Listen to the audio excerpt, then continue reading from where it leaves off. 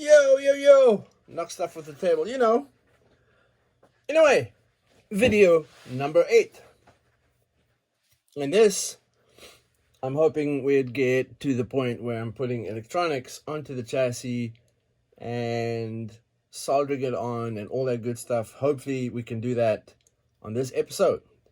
I've got a couple of more things laying around here that I need to get done. So if you break stuff off the sprue to get this is your front bumper brace, but to tell you the truth, it looks like a bat wing. It looks like the Batwing Ninja Star, doesn't it? But anyway, this is the top part of it. This is the bottom part of it. This connects to the chassis itself. And then in between here, you can put foam. This guy goes on top of it. And then through the bottom between these guys will be your front body towers, right? Or your body posts. That's what all this stuff is. But this comes on this tree. And if you're wondering what this stuff is, it is actually the same tree that they gave you when Yokomo first came out with their 4-wheel drive drift car.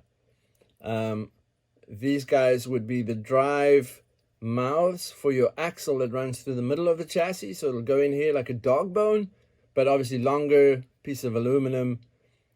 Goes in here. This will be attached to your front differential box and your front diff, and that'll drive your front wheels. And then obviously on your back you would have the big spur gear, and that would be on a shaft that goes to your spider, that goes into the ring, and that drives your rear. These guys you would take off, right, and you would throw it in this little space here, and that in turns would lock this guy to the diff, or the front diff spider gear shaft.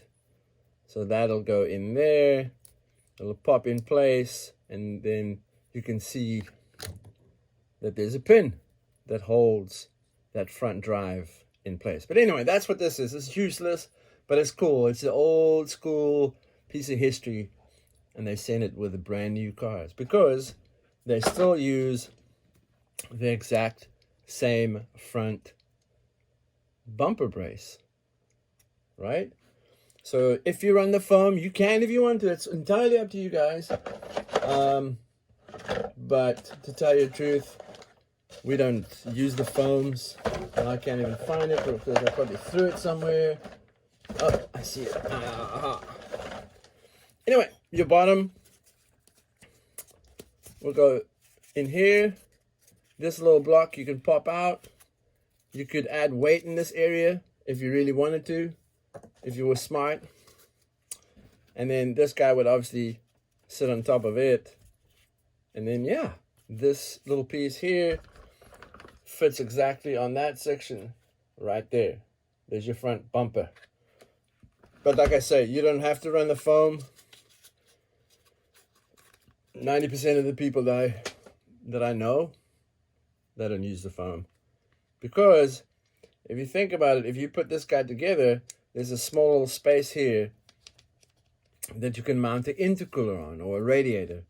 So it's pretty trick. It's pretty cool how that would work. Yeah, so I just thought I'd show you guys that. And funny enough, that's what we'll be doing. I just want to make sure this looks clean and not ugly like I have it right now. So I usually chop where I take it off that tree. I don't know what the other word would be for that, but anyway, if you take it off that thing, it leaves little marks back here, and you want that to be neat, because this essentially sits against your chassis, and make it nice. Spend a couple of minutes and make it look good. Why not?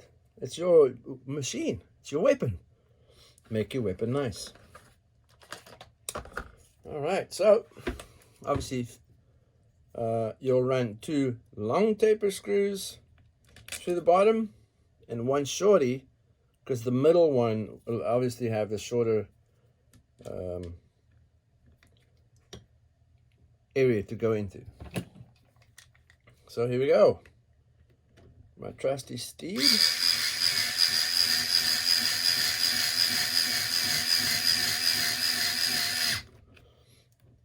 So,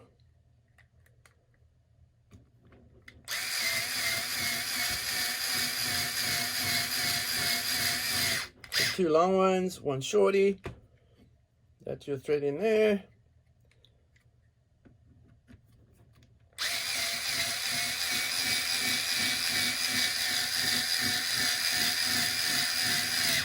Now I got to decide,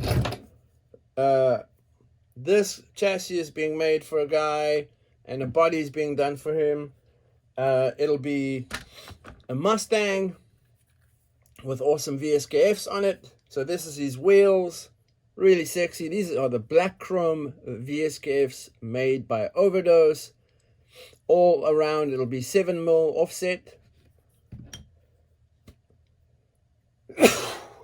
Sorry. Anyway, all around it'll be 7mm offset because these YD-2s come with a 8mm hex on the front, a 5mm hex on the back. That way you can run squares, or if you really want to be a thug, you can run, you know, a 5 to 6 in the front, and you can run up to a 13 on the rear, depending obviously how wide your body is, right? If it's a wide body kit, you can run big wheels in the back, man. Pretty big in the front too, if you really wanted to. But you always want your front to be a little bit wider than your rear. And the only reason why is because that allows you to have a lot more front end grip for steering and switching and stuff like that. And that's why we do that. And, you know, if you look at a dragster, the rear end is always going to be skinny for acceleration. Mechanical grip, if you make this arm super short, this arm here, if you make it a little bit shorter, mechanically it'll grip a lot better, right? Anyway, as you can see, where we left off, we have finished the coils. These are the stock ones. It's not the big bore shocks. And very simple. I'll show you how I throw it on. They give you these clear see-through O-rings, really nice. And then obviously your shock mount, really easy. Your Como, dope. Just slide that bad boy on there. And it has a little seat where this O-ring will pop onto. And there it is. There's the O-ring on there. And if you want to take it off, you just pop that O-ring off and it just slides off. The bottom has a ball end. And you'll just pop that on there like that. So now you have shocks in the rear, right? And shocks in the front. Sick. Okay, so I need to figure out what body I'm going to let Landon use while I'm waiting on his body to come in to get it painted and all that stuff. So, the right thing with the Yokomos, it has two spots here, right? The narrow hole or the wide hole. So obviously wide is if you don't run any pop-up lights like the S13 or the beautiful Corollas and stuff, or NSX or anything like that, then you can run these wide ones. Yeah, it'll make the body more stable and it'll be nice, but sometimes you have a pop-up front end or there's a huge something on the corners over there, so you run the skinnies. Perfect. That'll be the front end. Now the rear is even better. Well, kind of, but not really. But the rear end, you're taking this guy, you're mounting it here on the back end of it, or you can go one hole out or one hole in, right? Obviously, that's going to still make these move, but if you tighten it properly, it should be good. But yeah, and it's nice. It's kind of offset, right? So you can go closer to the shock post, or the shock tower, sorry. You can go closer or further away, or on this side, or closer to this side. Yeah, options. Super simple design, very smart. This is the rear diffuser. We run the skinny one here at my club. And the only reason why is because some bodies are a little narrow in the rear, and if you have the wide rear splitter, it messes with your body. Right. This guy obviously screws on there. This is also a hyper old school design.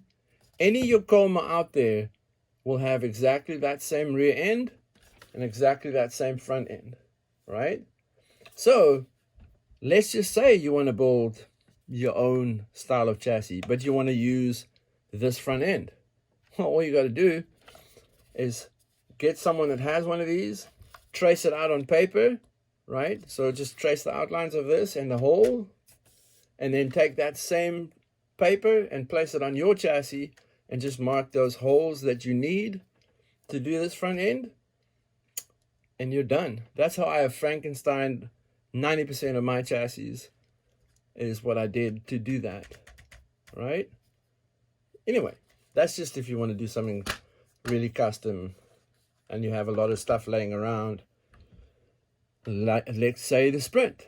Let's say you have a Sprint 2 and you really, really feel like messing with your Sprint 2. Well, simple. This front end works all day long. And all you have to do is take these holes and the servo holes and put it onto a Sprint chassis. You have the YD-2 front end with a Sprint rear end, and it's game over. You're done. You can rip all day long, right? You're running the same servo, gyro, YD-2 front end, which you can buy separately. And there you go. That's how you would do that. Anyway, now that we have all the shocks on here, we can start throwing the wheels on. So that's what we'll do here. We'll just start throwing these wheels on. That way the chassis can sit on its own legs, and it's just nice, man. It's always nice to put some shoes on. And if you drop the wheel nut on the floor, that's even better. And yeah, just thread them on, tighten them nice and tight. Don't go crazy with the tightening, but make sure it's snug. Nice hand tight. Like there, that was tight. Now I just go a little bit more. That way we know that's not coming off. And I'll throw this side on. Yeah, I'm trying to think what body I'm going to throw on this thing. I do have a couple of bodies just laying around that he can rock. Until his comes and I can paint his up and make it nice for him to rock with. And, by then he'll be done smashing the walls and into people and stuff. And he'll be driving nicely. He's already a good driver. I mean, he drives real drift cars in real life. And, yeah. I'll show you how I throw this on here just in a second. Let's throw this bad boy on here real quick. Throw that sucker on there. Yeah. Man, this thing's close. So close. Okay, now I can take this little box and put it away because I don't need to, sit his car on there anymore. Now that it has its own feet.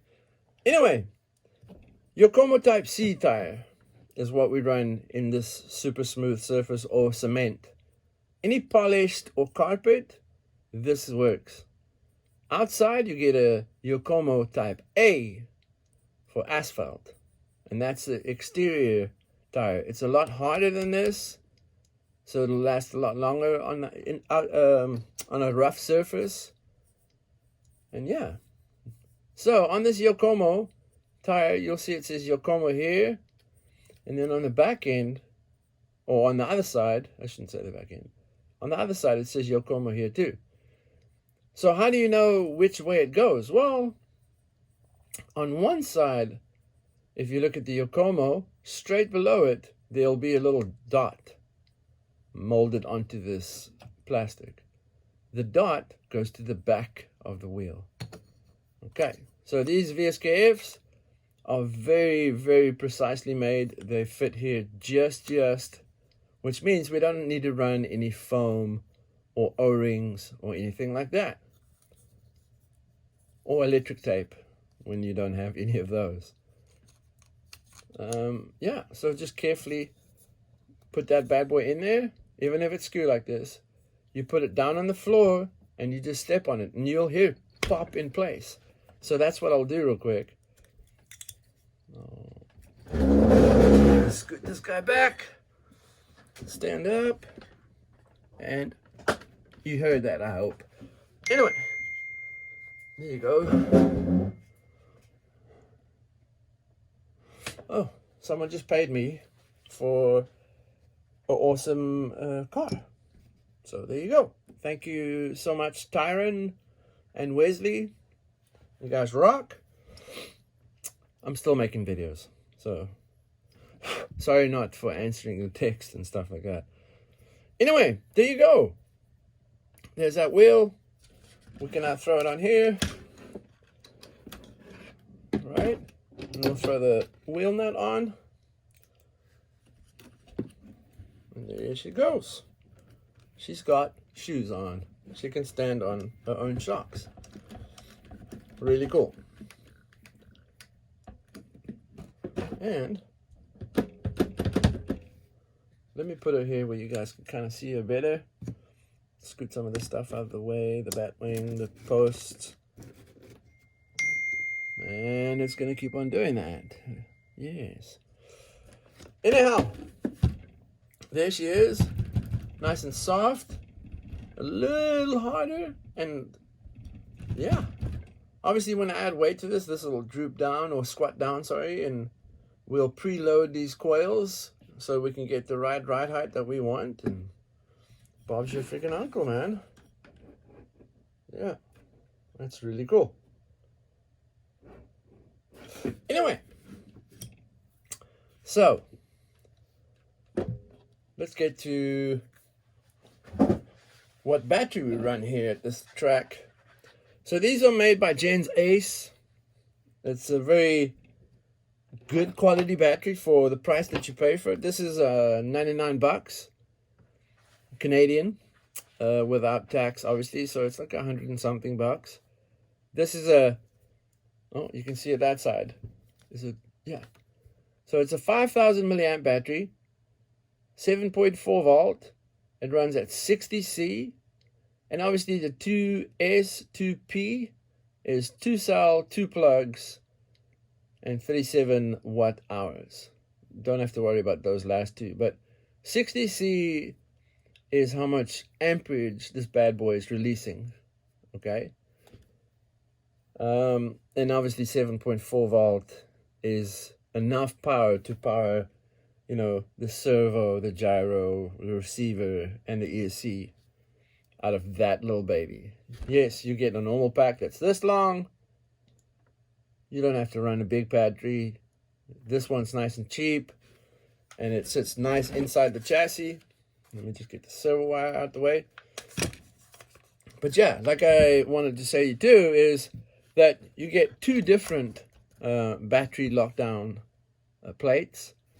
You get one for a big battery pack, which is this one, and you get one for a small battery pack or a shorty, which is this one. See how this is behind the pins, where this one is in front of the pin, so it allows more space for a bigger battery, right?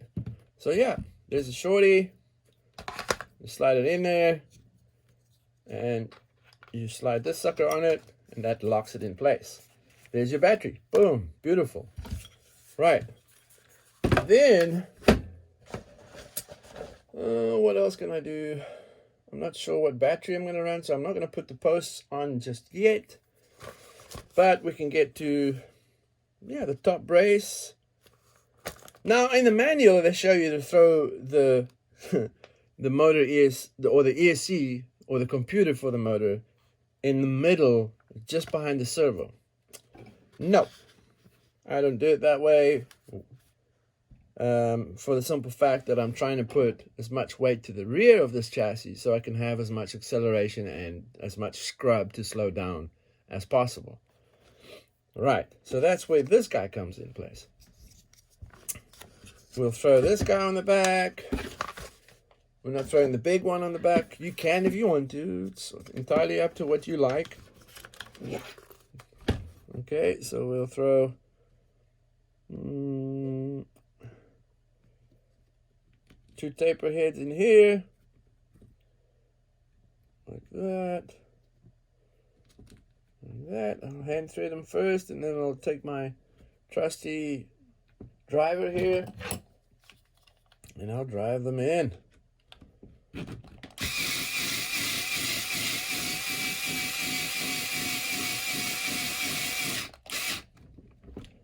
All right, there's one.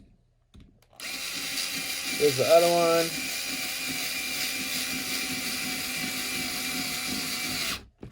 Cool, that's tight enough. And all this guy's gonna do is give me space to mount the ESC. BLRS4, right? Fully programmable Wi-Fi module, and you can tune from your cell phone. I love it. That way, I can see live what is going on while he's driving out there. Now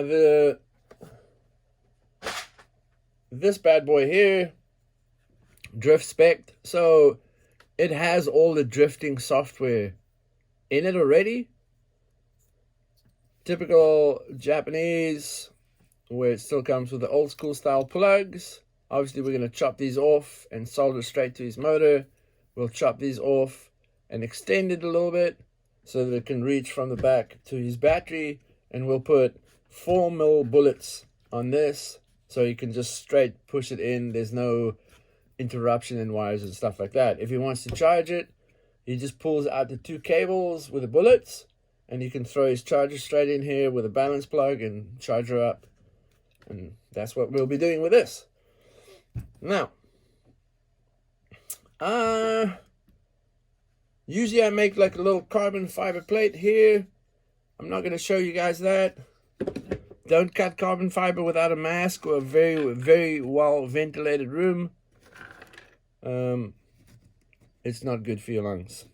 Like, it's worse than you can imagine. Anyway, so that's what we'll do. I have the top brace to throw on real quick. Really simple. The Y legs go to the front. The 2 narrow ones go to the rear. You're throwing that on there with button heads. Yeah, these button heads will work.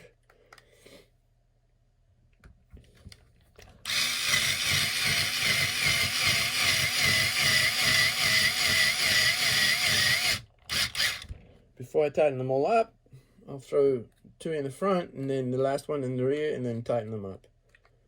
That way you don't look for the holes and fight with the thing the whole time. Now that one's on there. We can start this rear one real quick.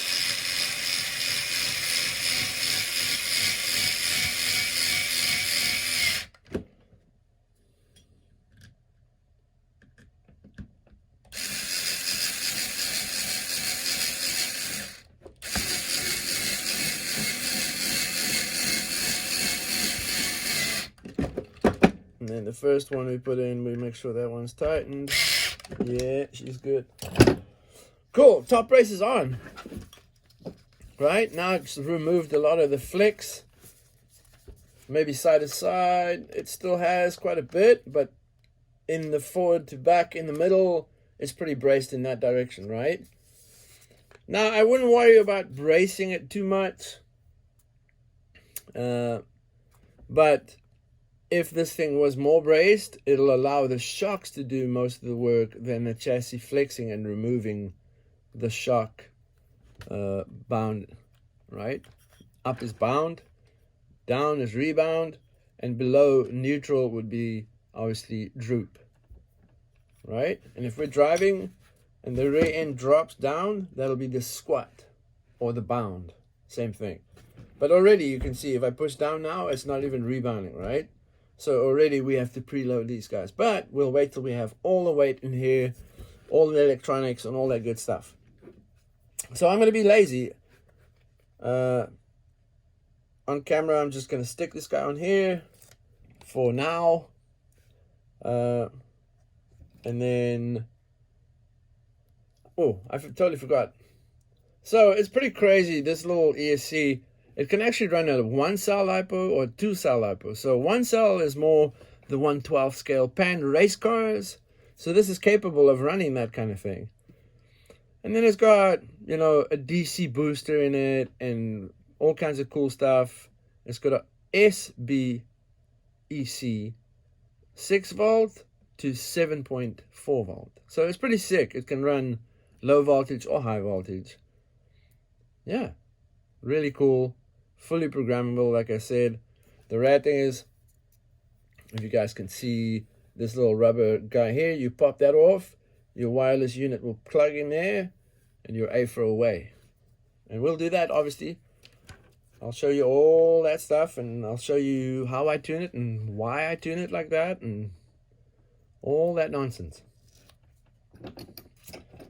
All right, so I usually just put a little bit on here. That's just the factory double-sided tape it came with. My choice of double tape would be the Scotch Extreme Mounting Tape. It's usually like this weird off-color gray under this red. And man, it holds on real good.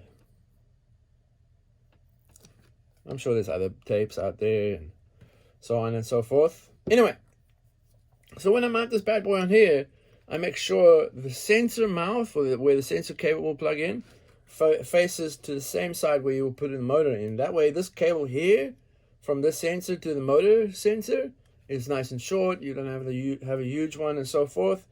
And the motor cables will then be in the right side to just go over the top of the shock tower and be soldered onto the top of the motor.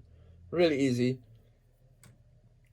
We run a little extension wire here so that it can reach your receiver that we usually put just up top of the battery, and then the gyro just in front of the battery right here. And then that makes this to the gyro super short. And most of the cables sit down here, and obviously a little bit of cables here. But yeah, makes life simple. So I'll throw the ESC on here, and I try and put the ESC as close to the diff as possible. There is some, you know, if some of you guys have 3D printers, there is files online where you can print a YD-2 ESC mount that actually makes it sit against the rear diff, so you don't have to buy that special bracket that's like, I don't know how much money. No need. Don't have to have it. Or make your own. There you go. Make your own little contraption. Anyway, the power switch, I usually put it on the back here on the rear diffuser, so you can reach under your body and just put her off or put her on. Yeah, I usually put the on towards the inside of the chassis. So if you flick it on, you flick it in. And if you put it off, you flick it out. Nice and simple. The cap just goes on the rear here. Right there on the back tray. Or the rear diffuser. And then obviously, these power cables I run just over the top of the CVD shaft. And then back up and plugs into this beautiful battery right here. And like I say, I usually take these motor cables, the A, B, and C, and I just run them just over the shock tower as clean as possible, right next to one another. I chop these ends off and I solder it straight to the motor, and Bob's your uncle. So here's his motor. This is a M4 Racing Series motor, so it's got a lot of revs and a lot of beautiful stuff. It's a 13.5. Man, I have people here running 21.5 race motors, and they love them. And it's, you know, the race stuff is cheaper than the drift stuff. right? It's still Yokomo. It's still the same company. Same everything, right? And a lot of ventilation on the racing stuff. Like if you look at the front end of this sucker, it's all open here all the way around. And then, like, they didn't make the aluminum travel all the way around the casing. They kind of put it on this side of that and this side of that. The windings are obviously part of this piece right here. And then the rotor obviously spins in the inside of it on two awesome bearings and good magnets. Beautiful. And if you really, really want to mess around and don't feel like, you know, plug in your Wi-Fi module or whatever, but you want a little extra oomph, you undo 3 screws, you manually advance your timing on it, and yeah, your power band will be a little more crazy. But yeah, this guy, it'll rev hard, because that's what it's meant for. It's meant for revving and high speed racing. So for this is going to be perfect. So there's that. Obviously we're going to solder those 3 cables onto this guy, A, B, and C, and we're off to the races. Or not really, but we're drifting. So I'll take those guys out of the way. That guy's there. I might as well throw this guy on here real quick. I just want to move some of the stuff out the way. Yep, at some point that guy went on again. And the rad thing is, this motor comes with its own sensor cable, right? So you might as well be using that. That way you don't have to buy a sensor wire or any of that nonsense, because it has one. Pretty long, which is fine. We can hide a lot of this wires away. I'll throw the motor in here. I'll move these screws out of the way. Right there. Now, do I have another bag? No, I don't. Good. So all I need now is short button head screws, which is, let's scoot this guy out of the way. Oh, guess what? I do have screws for the motor. I put them over there. So usually the little screws, or this kit comes with a set of screws with a little washer that goes onto that dude. It's usually a 2mm driver. And I would thread them in lightly so we can kind of just clock the motor in the right direction so that the wiring can fit nicely onto the motor. And I usually put the wiring more towards the rear of the car. That way the wiring is, you know, a lot easier to put on, and it just makes life easier. You can make the wires pretty short and neat and all that beautiful stuff that you want.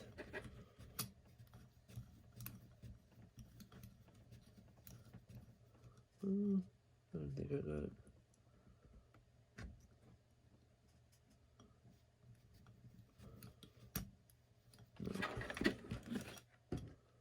Come out, you just come back.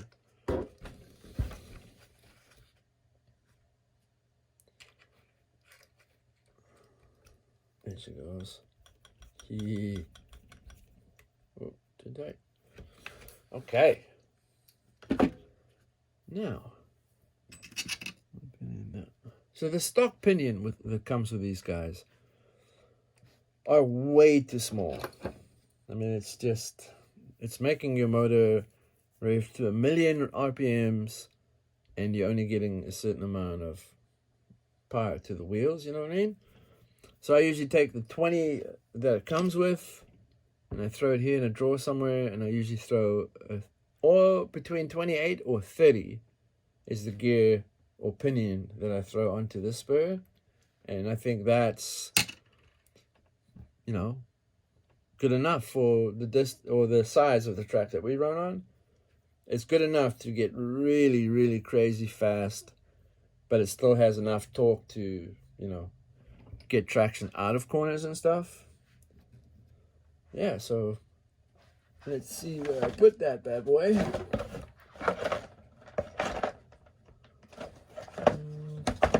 Not there. Come on, where we are. I'll probably throw this on the floor for now. Do I have it here?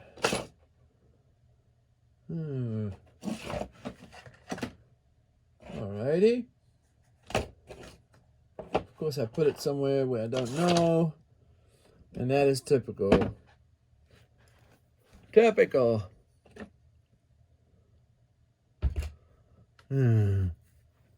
What did I do with it, man? Silly. Silly boy. That can wait.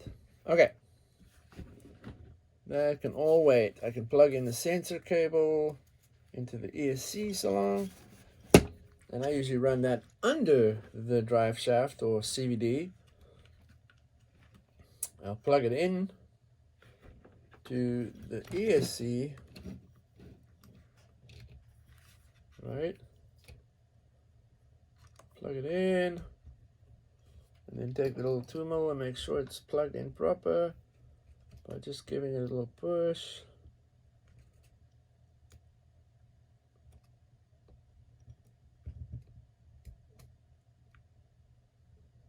Yeah. Cool. Then now you have all this sensor wire, right?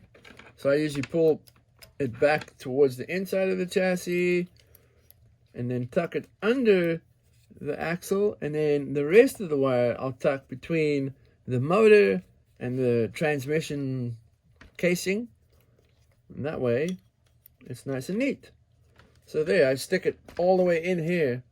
So it just, you know, it's out of the way. It's not going to get damaged. It's way under the CVD, so it won't get rubbed or anything like that. Right.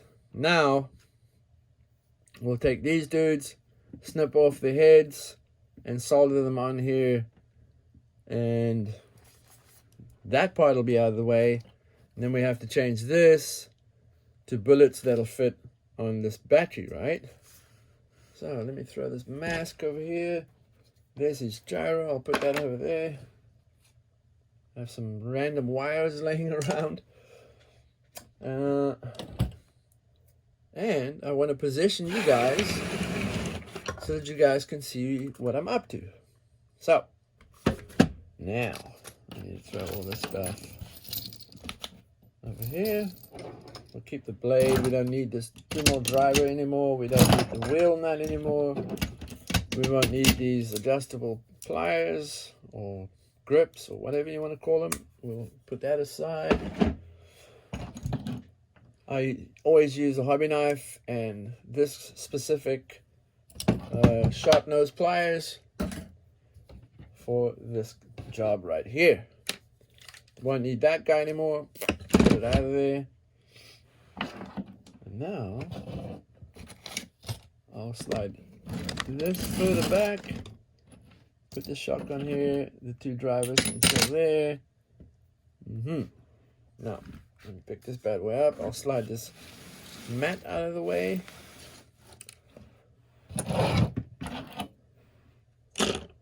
Got some stuff to move here. Holy. Okay, so this guy moved closer because it's got two pinchers on it. Let me turn you guys. I can bring you to here so that you guys can see what I'm up to here. Now, obviously, the blue is the A, and the A on the motor sits closest to the blue. So that's going to be a nice short wire. Hopefully you guys can see what I'm doing here. Yeah. Okay, so I'll take it, kind of pull it towards the motor, and then try and make it the shortest path possible. Right. Now the next wire will be the yellow one. Right? And it'll go under this guy here, and preferably right next to it. and pretty tight. Okay, so these guys are going to be easy, right? They're way long. That'll be no problem. So I usually put it down here and then take a blade and make a mark on it, right? And I'll keep it, and then take these long nose and chop it off or cut it off right on that mark, like that. Okay, then I'll throw that away and I'll make just enough so it's the size of this tab, right?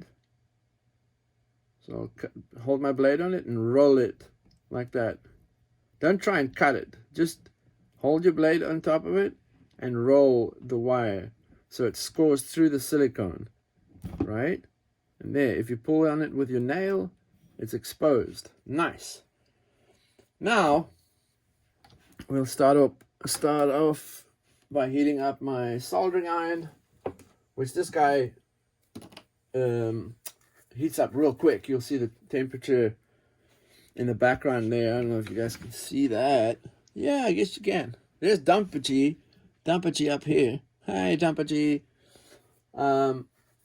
So she's heating up, and we're already at 250 and counting. Now, solder. This is lame solder, but I still make it work. I think this has got some kind of a flux in it or something. It sucks. It's kind of terrible, but it was cheap as flip, and I grabbed some, and you know, I figured I might as well use it. I still make it work, no problem. Now, pincher number 1. We'll come down here, and I'll hold this wire like that, so that when I bring my soldering iron, I can heat it up nice enough and drip a little bit of solder on it so it starts going into the wire, and then I'll start moving the soldering iron to the back and make sure that it's got solder all the way around it. And then these tabs here, I'll make a little puddle on each one of them and take this guy, hold it there, put a little bit of solder on it so that both of them melt together and becomes one big pool. And then I'll remove my soldering iron, and you'll see the color go from super silver to like a flat color. That way you know it's cooled down, and you can now undo the pincher and all that good stuff. So 400 degrees Celsius is what I like to use. It's just enough heat to do what I want. So see how dull this tip is? That's terrible. So I have the steel wool right here. I stab it in it and turn it around, and now it's nice and shiny and clean. Now I'll hold my soldering iron against it.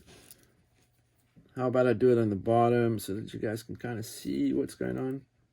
Right, so I heat it up just a little bit, and then I'll put one little drop, maybe 2 drops, and you'll see it'll start seeping into it.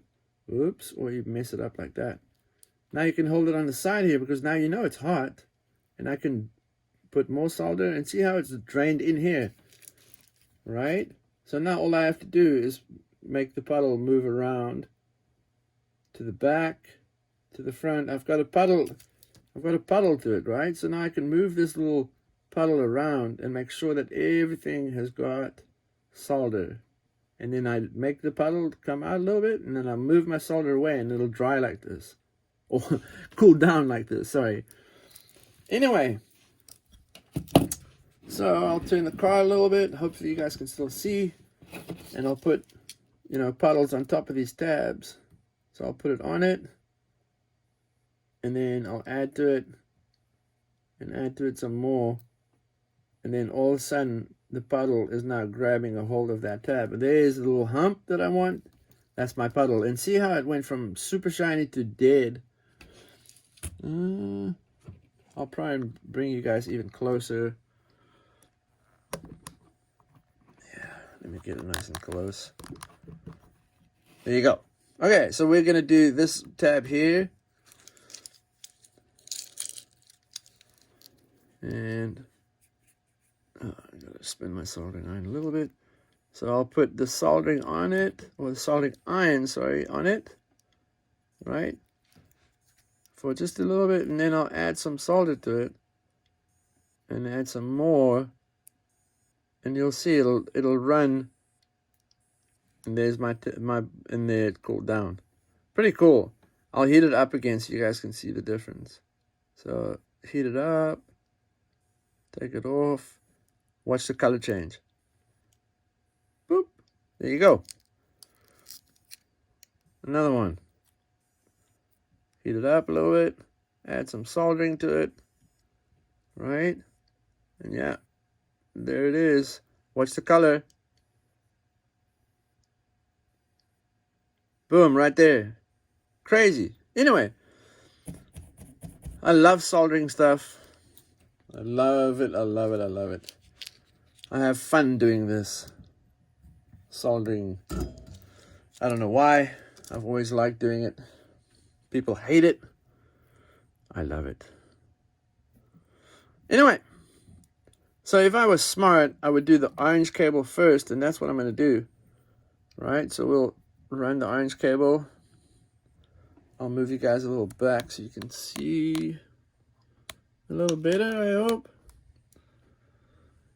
Anyway, now I'm trying to find, so there's the blue one, right? The orange one obviously goes under it. So I'll make it, you know, like that, there. I'll take my old red sharp nose and chop it off.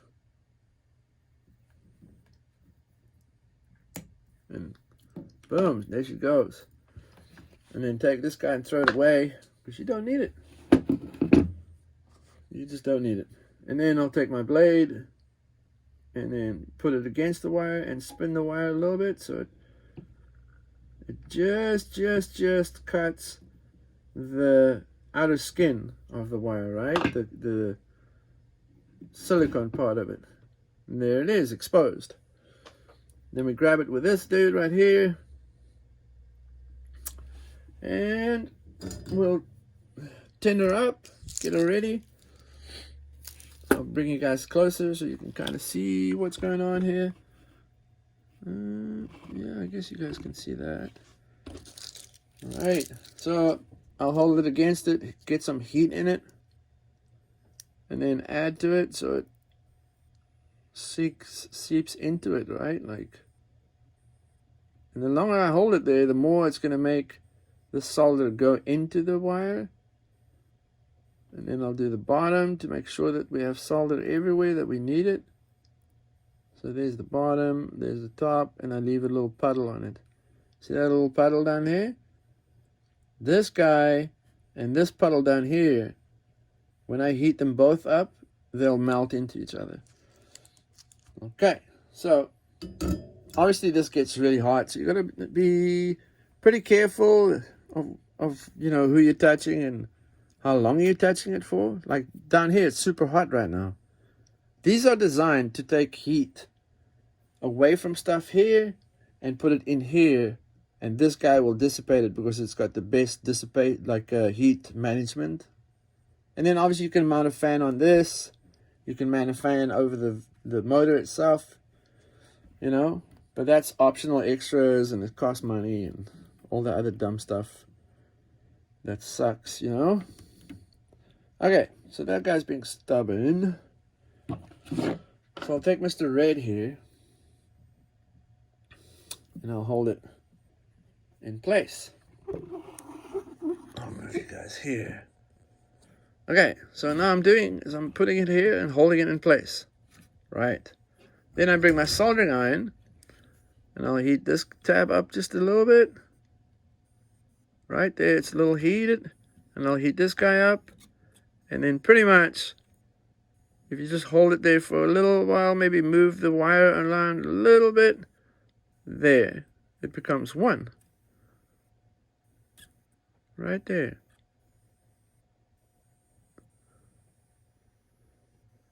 And there the color changed again, and she's good. Now, I usually make sure that it is really good by tugging on it, because nothing's worse than getting your stuff soldered up and going out on the track and something's weird. Like something's just not right. What is it? Well, it could be not soldered on properly, and it's making a little bit of contact, but not as much as it should be. That sucks. So yeah, tug on them. Make sure they're connected properly, right? Anyway, there we go. Once again, I'll take the wire and the blade. I'll put the blade down on it, and then roll it a little bit, and then roll it a little bit, and roll it some more, and that should be it, right? There you go, it's exposed. So, Mr. Pincher guy, we'll use it to put some solder on that wire. I usually push up on it, wait a couple of seconds, and then I'll drip it and see how it's going into the wire, right? Yeah, so this little drop here, you can extend that by pulling the drop to the top. You can manipulate solder. It's pretty sick. Now, I'm not sure if there's solder on the back end here. So let's check. And there is not. And that happens. Right? So, always make sure there's solder all around the wire. It's really important, man. And there you go. I'll put a little bit extra on there just to make sure she's got enough. Yeah, there's a little puddle laying over here. So, let's undo that real quick before it burns me. Ooh-wee. She hot. And then I'll move that dude out of the way. I'll grab this guy. And I'll pull it there. That's looking pretty good. I'll heat them up.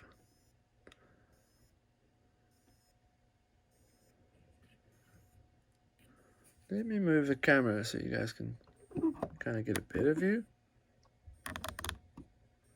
Hopefully that's a better view. Alright, so now I have to roll it around a little bit. See how it doesn't want to heat up. As soon as I add solder to the iron, it'll let it do it. So I'll hold it here. Just like this, so it heats up. And I'll add a smidge of the solder on the soldering iron. Right there. Whoa. And bring this guy back where it belongs. Now, it's got a puddle on this soldering iron. So if I put that puddle onto this puddle, it instantly melts it and heats it up. It's really strange how that works, but that's what happens. So you hold it long enough so that this puddle and that tab puddle becomes one puddle. And there you go, the color's changed, it's good to go. And she's on there. Definitely on there. Now, our final wire, Mr. Blue. I'll grab it and then twist it in place. I like how the wire is super neat and close to one another over the top here. And then I'll just put this little wire here for in case I need it. And I usually need it, so I'll grab some of the soldering iron. Right, there's a little puddle on the bottom here. And now I place the puddle on top of that, and there, it melts it straight away. Isn't that weird, dude? Anyway, I'm sure there's some scientific explanation for what the hell's going on right now, but I don't know any of that jargon. I just know it works. So it's not melting enough, so I'll grab some more. and put it on it. And there she goes. She's mounted onto the bottom tab. Yeah. Not the nicest one that I did. This one's better. But it's on there, right? And that's good. So that's not bad for wiring. I mean, it's... yeah, I'm pretty pleased with that. I wish they were all black or all red, but then you wouldn't know what color is A or B or C. Anyway, now the power wires. These two guys right here, right? So let me move these dudes out the way to there, and I have a drawer here with miscellaneous weird nonsense in it, and there's all kinds of bullets in here. Now, this specific battery is a 4mm hole, so we need a 4mm bullet. That is definitely not a 4mm. This is a 5. So, goodbye. Some random Deans laying around. Okay, so it seems like I only have 5mm left, which is A-okay. Because I have a shop right in there. So I'll throw this back in here. And see, here's all the mess that I've been making. Like all bags and radio box. That one's still got a radio. There's some more batteries down there. That'll be next, obviously. Now, 4mm bullets. It's usually made by YD, because they make silver ones.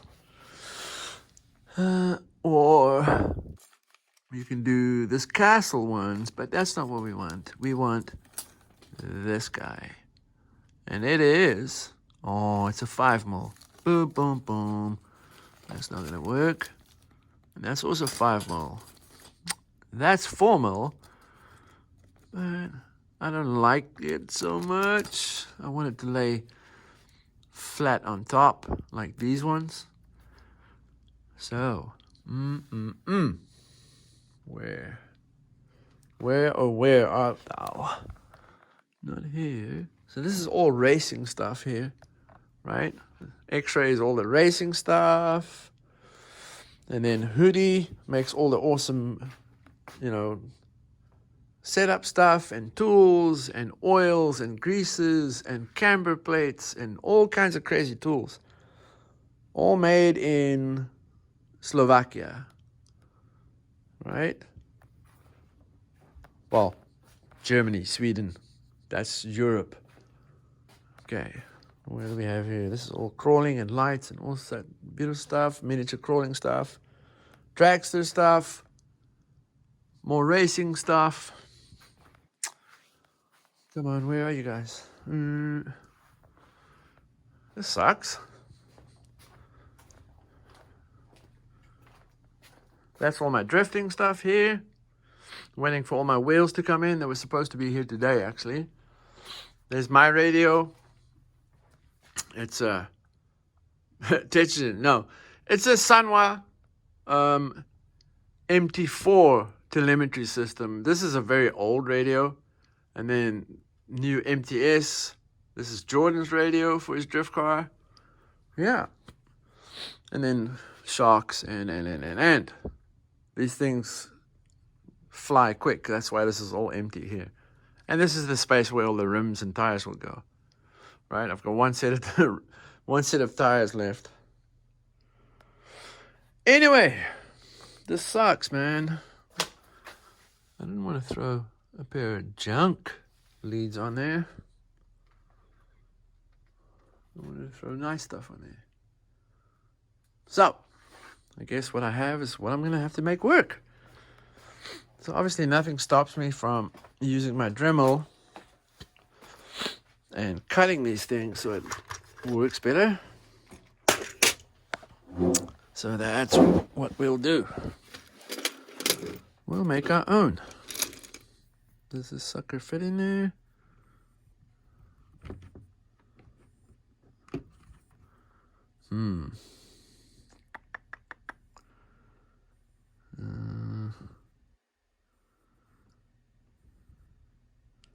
Yeah, I'm stuck. So I can't finish this video. Anyway, guys, that's over an hour of me just talking nonsense and doing things. So there'll be another episode, unfortunately, or maybe two. I'm very sorry. I apologize. I thought I had some, but obviously I used it for someone else, or even for myself. I don't know. Anyway, guys, thank you so much for watching. Like I said, I do appreciate every one of you. And tomorrow is competition day here at my track. So I will live stream that. You know, if you guys are into watching live competitions, it's just going to be a fun comp. It's a warm-up for next year's competition series. And we're just going to have a good time. So I'll put this guy on the track out there with a wide angle lens so you can see everything that's going down. And yeah, join us live tomorrow. It'll be live on Saturday from 10:30 till the comp's done. So, see you then. Once again, thank you for watching, guys. Talk to you soon. I'm out of here.